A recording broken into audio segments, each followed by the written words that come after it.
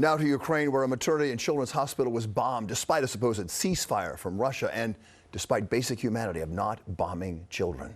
President Zelensky calling the attack on Mariupol an atrocity, saying the hospital was a deliberate target of a direct strike. Satellite images from the city show it before and after the bombing. Ukrainian authorities say there are several casualties and some people trapped under rubble. Meanwhile, here in Manhattan, leaders from different religions attending a prayer service at a Ukrainian Orthodox cathedral today. Joe Torres is going to have their message in a moment. But first, Eyewitness News reporter Mike Marza. Following today's big developments, he's in the newsroom. Michael?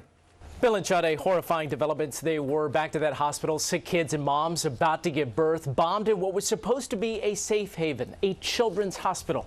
The number of those hurt or perhaps killed there, still unknown right now.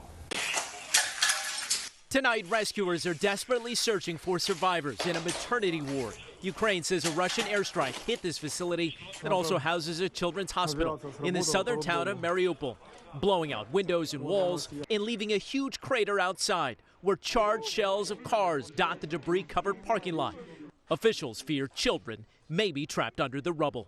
The mayor calling the Kremlin's forces barbarians, accusing Russia of trying to wipe Mariupol off the face of the earth. From these before and after satellite images, you can see just how hard civilians in the town have been hit. Homes and buildings, grocery stores and malls leveled. Ukraine continues to fight even with supplies running low. In Kyiv, Ukraine's capital city, only 10 to 14 days worth of food and supplies are available if Russia encircles the city.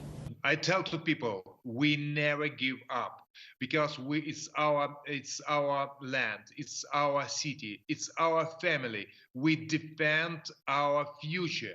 The reason of the war from Russian side is actually senseless war. Today, desperate civilians still attempting to flee using safe humanitarian corridors. Russia claiming it is observing a temporary ceasefire, though witnesses say Russian forces have repeatedly shelled these evacuation zones.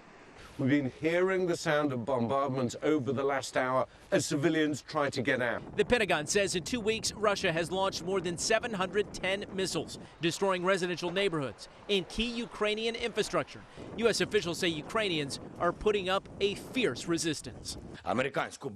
President Zelensky saying his people won't surrender, urging Russian troops to go home. Meantime, after power was cut to the Chernobyl power plant, sparking fears of a radiation leak, the International Atomic Energy Agency sees no critical impact on the plant's safety.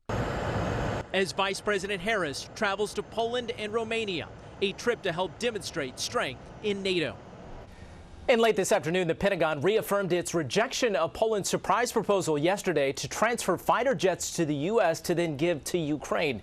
The U.S. considers it too risky, fearing it could escalate the situation.